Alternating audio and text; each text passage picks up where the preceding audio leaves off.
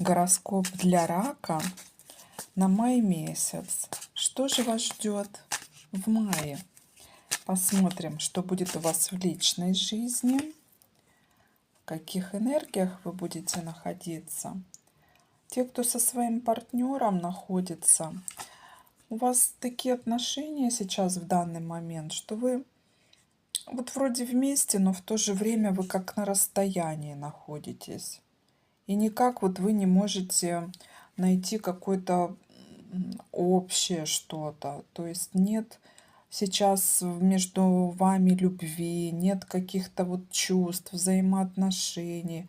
Просто вот все вот идет своим чередом. И как-то вот пока до конца этого месяца будет пока именно так. Но в июнь месяц вы уже будете переходить немножко уже по-другому, в других энергиях.